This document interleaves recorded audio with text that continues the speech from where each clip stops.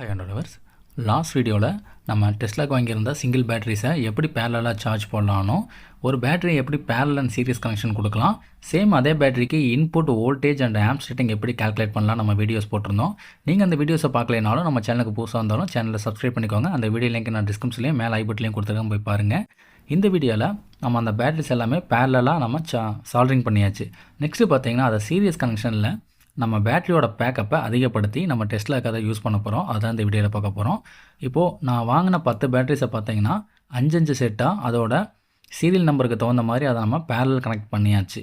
இந்த பேட்டரியோட வோல்டேஜ் பார்த்திங்கன்னா 3.7 volt minimum, maximum voltage 4.2, amps rating 2550 milli A H. இப்போ இந்த பேட்டரிஸை பார்த்திங்கன்னா நம்ம டேமேஜ் ஆன பேட்டரிஸ் இருந்த இடத்துல சீரியஸ் கனெக்ஷனில் ரீப்ளேஸ் பண்ண போகிறோம். நெக்ஸ்ட்டு பார்த்திங்கன்னா பேட்டரியோட பேக்கப் அதிகப்படுத்திட்டு நம்ம டெஸ்லாவோட கனெக்ட் பண்ணி அது எப்படி ஒர்க் ஆகுதா இல்லையா அப்படிங்கிறத செக் பண்ண போகிறோம். வாங்க வீடியோக்குள்ளே போகலாம்.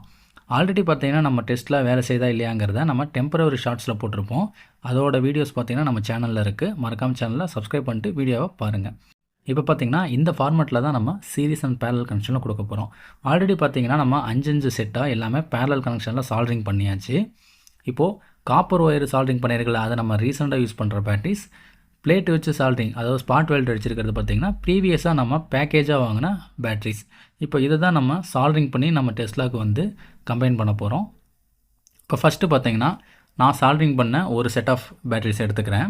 இப்போது நம்ம ஸ்டார்ட் அப் பார்த்திங்கன்னா ஆல்ரெடி 3 செட்டப் இருக்குது பார்த்திங்களா, அதில் மைனஸ் பாசிட்டிவ் அந்த கிரேடில் தான் இருக்குது. இப்போ நம்ம 4th வைக்கிறத பார்த்திங்கன்னா பாசிட்டிவ் மேலே வர மாதிரி வைக்கணும். ஏன்னா சீரிஸ் கனெக்ஷனில் positive to negative, negative to positive அப்படின்னு வரும். ஸ்டார்டிங் அண்ட் எண்டிங் இதில் தான் நம்ம லோடு எடுத்துப்போம். இப்போ பார்த்திங்கன்னா நம்ம ஆல்ரெடி ப்ரீவியஸில் இருக்கிற பேட்டரி பேக்கப்போட நெகட்டிவை நம்ம சீரிஸ் கனெக்ஷனில் நம்ம இப்போ யூஸ் பண்ணுற பேட்டரிஸோட பாசிட்டிவோட பார்த்திங்கன்னா நம்ம சீரியலாக கனெக்ட் பண்ண போகிறோம். நீங்கள் எல்லோரும் யோசிப்பீங்க, ஆல்ரெடி எல்லாமே பேரலில் லிங்க் ஆகிருக்கு, நம்ம ஒரு காப்பர் ஒயரை மட்டும் சென்டரில் 2 பேட்டரிஸ் கனெக்ட் பண்ணால் ஓகே இல்லை அப்படின்னு. அது ஓகே தான், பட் லோடு எடுக்கும்போது பார்த்திங்கன்னா ஸ்பார்க் ஆகும். அந்த இடத்துல பார்த்திங்கன்னா டீசால்டரிங் ஆகிரும் வெல்டு. அது வந்து பார்த்திங்கன்னா அந்தளவு ஸ்பார்க் வந்து வெல்டிங்க்கு ஈக்குவல். அதனால் நம்ம யூஸ் பண்ணுற காப்பரோட டென்சிட்டியும் கவுண்ட்டு கம்மியாக இருந்தால் காப்பர் வந்து பேர்ன் ஆகி கான்டாக்ட் வந்து நமக்கு குறைஞ்சி போயிடும். அதனால் பேட்டரி வந்து ஒர்க் ஆகாமல் போயிடும். இதுதான் ரீசன். அதனால தான் பார்த்திங்கன்னா ஒவ்வொரு பேட்டரிக்கும் பார்த்திங்கன்னா ஈக்குவலாக நம்மளால் சால்டரிங் பண்ணுறேன். இப்போ இதோட பேக்கப் நான் வந்து சால்டரிங் பண்ண வரைக்கும் உங்களுக்கு செக் பண்ணி காட்டுறேன் பாருங்கள். ஆல்மோஸ்ட் பார்த்திங்கன்னா 4 சீரிஸ் இருக்குது. அப்போ 16 டு 17 வோல்டேஜ் வரைக்கும் நமக்கு அவுட் போட்டிருக்கோம். இப்போது நம்ம சீரிஸ் கனெக்ஷன் வந்து ப்ராப்பராக இருக்குது. நம்ம அடுத்த செட் ஆஃப் சீரிஸை வந்து சால்டரிங் பண்ண ஆரம்பிச்சிடலாம். நெக்ஸ்ட்டு பார்த்தீங்கன்னா இப்போ நெகட்டிவ் டு பாசிட்டிவ். இப்போ இதில் நீங்கள் பாசிட்டிவ் நெகட்டிவ் மாற்றுறது பார்த்தீங்கன்னா கொஞ்சம் ப்ராப்பராக பண்ணணும். சப்போஸ் உங்களுக்கு டெர்மினல் நீங்கள் மாற்றி சால்டரிங் பண்ணும்போது அந்த ஒயரை டச் பண்ணும்போதே பார்த்தீங்கன்னா உங்களுக்கு கான்டாக்ட் வந்து டச் ஆகிறனால ஸ்பார்க் ஆக ஆரம்பிச்சிடும்.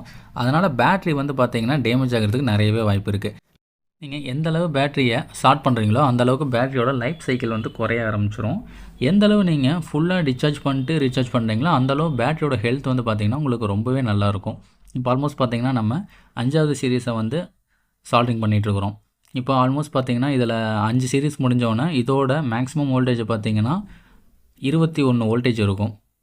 இப்போ பார்த்திங்கன்னா உங்களுக்கு செக் பண்ணி காட்டுறேன். சால்டரிங் முடிஞ்சோடனே நீங்கள் இதுபோல் ஸ்பாட் வெல்டிங் இல்லாமல் சால்டரிங் பண்ணும்போது சால்டரிங் இருக்கிற இடத்துல பார்த்தீங்கன்னா கொஞ்சம் லெட்டை அதிகமாக விட்டுக்கணும். இன்னொன்று என்னென்னா அதிகப்படியான ஹீட் வந்து பேட்டரியில் வந்து கான்டாக்ட் ஆகக்கூடாது. ஏன்னா அதிகப்படியான ஹீட் இருந்தாலும் பார்த்தீங்கன்னாலும் பேட்டரியோட பேக்கப் டூரேஷன் வந்து கம்மியாயிரும். அதுவும் ஒரு ரீசன் இருக்குது. இப்போ இதோட உங்களுக்கு வோல்டேஜ் செக் பண்ணி காட்டுறேன். மேக்ஸிமம் நமக்கு 20 வோல்டேஜ் தாண்டிடும் ஆல்மோஸ்ட். இப்போ மொத்தம் என்னோடய பேட்டரி பேக்கப் வந்து பார்த்திங்கன்னா 7 சீரியஸ் 14 AH 24 வோல்ட் 14 AH. அதனால் பார்த்திங்கன்னா 7 சீரிஸ் வரும். இப்போ நமக்கு வந்து 5 சீரிஸ் முடிஞ்சிருச்சு. 7 சீரிஸ் முடிஞ்ச பிறகு என்னோடய பேட்டரியோட மேக்ஸிமம் வோல்டேஜ் வந்து 30 வோல்டேஜ் வரைக்கும் போகும். மினிமம் வோல்டேஜ் வந்து நம்ம சைக்கிள் வந்து 20 வோல்டேஜ் வரைக்கும் எடுத்துக்கும். அது கீழே போச்சுன்னா எடுத்துக்காது. இதோட சார்ஜிங் வோல்டேஜ் வந்து அடாப்டர் சப்போர்ட் பண்ணுறது 16 வோல்டேஜ் வரைக்கும் சப்போர்ட் பண்ணும். அதனால் BMS இல்லாமே உங்களால் இந்த பேட்டரியை யூஸ் பண்ணிக்க முடியும். ஆனால் அதிகப்படியான டெம்பரேச்சர் இருக்கிற இடத்துல யூஸ் பண்ணிங்கன்னா பேட்டரி வந்து எக்ஸ்ப்ளோஸ் ஆகிறதுக்கு நிறைய வாய்ப்பு இருக்குது. அதனால் BMS வந்து கம்பல்சரி. பட் இதோட BMS வந்து ஓல்டு வருஷங்கள்னால டேமேஜ் ஆச்சுன்னா கிடைக்காது. இப்போ இதை நம்ம முடிச்சுட்டு BMS வந்து ப்ராப்பராக இருக்காங்கிறத செக் பண்ணிடலாம். ஏன்னா ஆல்மோஸ்ட் இந்த பேட்டரி எதனால் இந்த மாதிரி ஆச்சுன்னா மழையில் நனைஞ்சு தான் ஆச்சு. அதுலேருந்து BMS நான் செக் பண்ணல, ப்ராப்பரான பவர் சப்ளை இல்லாதனால. அதனால் இப்போ இதை நம்ம ஃபுல்லாக முடிச்சுட்டு தான் இதோட BMS ஸ்டேட்டஸையும் செக் பண்ணோம். BMS இல்லைனாலும் ப்ராப்ளம் கிடையாது. ஏன்னா இதை அப்படியே நம்ம யூஸ் பண்ண முடியும், சார்ஜும் பண்ணிக்க முடியும். இப்போ ஆல்மோஸ்ட் எல்லாமே முடிஞ்சுது. இப்போ நமக்கு வந்து பார்த்திங்கன்னா ஃபுல்லாக 30 வோல்டேஜ் வரைக்கும் இருக்குது. ஆனால் பிஎம்எஸோட அவுட்புட்டில் மட்டும் பார்த்திங்கன்னா 22.9 வருது. அப்போ பிஎம்எஸ் வந்து ஒர்க் ஆகலை. அதை நம்ம எப்படி செக் பண்ணுறதுன்னு பார்த்தீங்கன்னா, பிஎம்எஸோட அவுட்புட்டில் வந்து ஆம்ப் ரேட்டிங்கை கம்மி பண்ணிடும், வோல்டேஜை வந்து மினிமமாக வச்சுக்கும். இப்போ நான் அந்த கம்பியை பிஎம்எஸோட அவுட்புட்டில் வைக்கிறேன் பாருங்கள், ஆம்ப் ரேட்டிங் கம்மியாக இருக்கா, பட் 22 வோல்டேஜ் இருக்குது. அதனால் பார்த்தீங்கன்னா கம்பி எந்த ஒரு டேமேஜ் ஆகலை. சப்போஸ் பாருங்கள் பிஎம்எஸோட இன்புட் நம்ம பேட்டரியோட அவுட்புட்டில் கனெக்ட் பண்ணோன்னு ஷார்ட் ஆக ஆரம்பிக்கும் பாருங்கள். இப்படியே கண்டினியூவாக வச்சிங்கன்னா அந்த ஒயர் வந்து எரிஞ்சு போயிடும். அப்போ பார்த்தீங்கன்னா நம்ம பேட்டரியில் இஷ்யூ கிடையாது, பிஎம்எஸில் தான் இஷ்யூ. பிஎம்எஸோட அவுட்புட்டில் நமக்கு வந்து ப்ராப்பர் ஆம்ப் செட்டிங் வரல. அதனால் பார்த்தீங்கன்னா இந்த பிஎம்எஸ் வந்து வேலைக்கு ஆகாது. இந்த பிஎம்எஸ் போட்டிங்கன்னா உங்களால் ப்ராப்பராக யூஸ் பண்ணிக்க முடியாது. நான் உங்களுக்கு ப்ராக்டிக்கலாக செக் பண்ணி காட்டிடுறேன். நம்ம சைக்கிளில் வந்து பார்த்திங்கன்னா நம்ம பேட்டரியை கனெக்ட் பண்ணியாச்சு. இப்போ டேரெக்டாக பேட்டரியோட நான் லிங்க் பண்ணிவிட்டு சைக்கிளை உங்களுக்கு ஒர்க் பண்ணி காட்டுறேன் பாருங்கள். இப்போ நெகட்டிவாக நம்ம பேட்டரியோட காண்டாக்ட் பண்ணியாச்சு. நீங்கள் லோடு பேட்டரி வந்து ஃபுல்லி சார்ஜடாக இருந்துச்சா இந்த மாதிரி நீங்கள் காண்டாக்டை டச் பண்ணும்போது பார்த்தீங்கன்னா ஸ்பார்க் ஆகும். ஏன்னா அதுலேயே நமக்கு லோடு எடுக்கிறது நல்லாவே தெரியும். ஏசியில் ஒர்க் பண்ணவங்களுக்கு இது நல்லாவே தெரியும். இப்போ பார்த்தீங்கன்னா 29.1 காட்டுது. இப்போ நம்ம த்ராட்டில் நான் கொடுத்தோன்னே பாருங்கள் மோட்டார் சுற்ற ஆரம்பிச்சிடும். இதுக்கு முன்னாடி போட்ட நம்ம ஷார்ட்ஸில் நம்ம மோட்டர் நல்லா இருக்கா இல்லையான்னு செக்அப் வீடியோ போட்டிருப்போம். அந்த வீடியோஸில் பார்த்தீங்கன்னா வோல்டேஜ் கம்மியாக இருந்தனால மெதுவாக தான் சுற்றும். பட் இதில் பார்த்தீங்கன்னா ஒரு லோடு இழுக்கிறதுக்கு உண்டான ஸ்பீடில் சுற்றும். அதனால் பார்த்திங்கன்னா நமக்கு கண்ட்ரோலர் மோட்டர் எந்த ஒரு விஷயம் கிடையாது, ப்ராப்பராக இருக்குன்னு அர்த்தம். இப்போ நம்ம பேட்டரியோட பிஎம்எஸை மட்டும் சரி பண்ணிட்டோம்னா இந்த சைக்கிள் ரெடி ஆயிரும். நம்ம இதை வந்து யூஸ் பண்ண ஆரம்பிச்சிடலாம். பட் இதில் என்ன ப்ராப்ளம் கேட்டிங்கன்னா, இந்த பிஎம்எஸை சர்வீஸ் பண்ணுறதுக்குண்டான ஆப்ஷன் கிடையாது, இந்த பிஎம்எஸை ரீப்ளேஸும் பண்ண முடியாது, இது கிடைக்காது. அதுதான் ப்ராப்ளமே.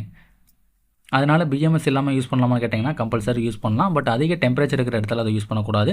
அதுக்குன்னு சில சேஃப்டி ப்ரிகாஷன்ஸ் இருக்குது. அதை நீங்கள் செஞ்சுட்டு அதுக்கப்புறம் யூஸ் பண்ணலாம். அதோட வீடியோஸ் வந்து இப்போ ப்ராக்ரஸ் போயிட்டுருக்கு. அதனால் சேனலை சப்ஸ்கிரைப் பண்ணிக்கோங்க. அப்போ தான் உங்களுக்கு ப்ராப்பரான ஒரு நாலேஜ் கிடைக்கும்.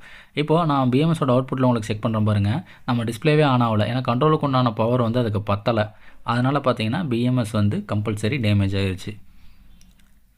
இப்போதைக்கு டெம்பரரியாக கொஞ்சம் மணி பற்றாக்குறை, அதனால் நம்ம பிஎம்எஸ் எல்லாமே டெம்பரரியாக யூஸ் பண்ணிக்கலாம். இதில் இருக்கிற ஹீட்டை எப்படி டிஸ்போஸ் பண்ணணும்னு எனக்கு தெரியும். அதனால் பார்த்திங்கன்னா அதுக்குண்டான சேஃப்டியாக ஒரு கேஸ் நான் ரெடி பண்ணிகிட்ருக்கேன். அதனால தான் வீடியோ கொஞ்சம் நமக்கு டிலே ஆகிட்டுருக்கு. உங்களுக்கு அதை பற்றின ஃபுல்லாக தெரியணும்னா சேனலில் சப்ஸ்கிரைப் பண்ணிக்கோங்க.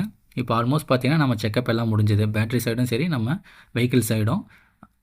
மக்களே, இதுபோல் பிஎம்எஸ் இல்லாமல் ஒரு செல்லை நம்ம யூஸ் பண்ணலாமான்னு கேட்டிங்கன்னா யூஸ் பண்ணலாம். பட் பிஎம்எஸ் வந்து மேண்டேட்ரி. ரீசன் என்னென்னு கேட்டிங்கன்னா, அந்த செல்ஸ் வந்து ஷார்ட் சர்க்யூட் ஆகாமல் இருக்கிறதுக்கும், செல்ஸோட லைஃபை இன்க்ரீஸ் பண்ணுறதுக்கும், அதுபோக அந்த செல்ஸில் வந்து வோல்டேஜ் பேலன்ஸ் பண்ணுறதுக்கும் தான். இப்போது இதில் வோல்டேஜ் பேலன்ஸ்னால் என்னென்னு கேட்டிங்கன்னா, நம்ம வந்து பிஎம்எஸ் இல்லாமல் டைரெக்டாக வந்து நம்ம சிங்கிள் பேட்டரியாக நம்ம வந்து அந்த சார்ஜிங் மாடலில் சார்ஜ் பண்ணோம்ல, அதனால் பார்த்திங்கன்னா குறிப்பிட்ட ஹவர் வந்து நான் அதை நோட்டீஸ் பண்ணாதனால ஒவ்வொரு செல்ஸும் பார்த்திங்கன்னா ஒவ்வொரு வோல்டேஜில் நமக்கு சார்ஜ் ஆக ஆரம்பிச்சிருச்சு.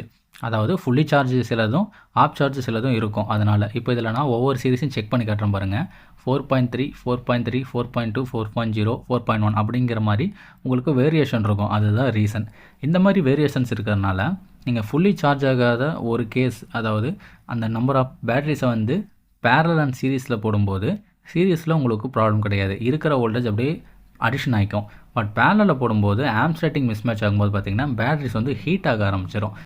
அந்த மாதிரி கம்ப்ளைண்ட்டை தடுக்கிறதுக்கும் பிஎம்எஸ் வந்து சப்போர்ட் ஆகும். பட் இந்த கேசஸில் பார்த்தீங்கன்னா இதை ஃபுல்லி நீங்கள் டிஸ்சார்ஜ் பண்ணிட்டு மறுபடியும் சார்ஜ் பண்ணிங்கன்னா வோல்டேஜ் வந்து பேலன்ஸ் ஆக ஆரம்பிச்சிடும். அதனால் நோ ப்ராப்ளம் மக்களே. அண்ட் இந்த வீடியோவில் பார்த்தீங்கன்னா ஒரு பேட்டரியோட பேசிக்ஸ் வந்து உங்களுக்கு ஓரளவு புரிஞ்சிருக்கும்னு நினைக்கிறேன். நெக்ஸ்ட் வீடியோஸில் பார்த்தீங்கன்னா நம்ம பேட்டரி பேக்கப்பை ஃபுல்லாக ரெடி பண்ணிட்டு நம்ம டெஸ்லாவில் பார்த்தீங்கன்னா ஒரு ரைடு போய் டெஸ்லாவோட மைலேஜை நம்ம செக் பண்ணிடலாம். நீங்கள் நம்ம சேனலை சப்ஸ்கிரைப் பண்ணலைன்னா மறக்காமல் சேனலை சப்ஸ்கிரைப் பண்ணிக்கோங்க. இந்த வீடியோ உங்களுக்கு ரொம்ப யூஸ்ஃபுல்லாக இருந்தால் மறக்காமல் லைக் பண்ணிடுங்க. தேங்க்யூ ஃபார் வாட்சிங். Thank you all.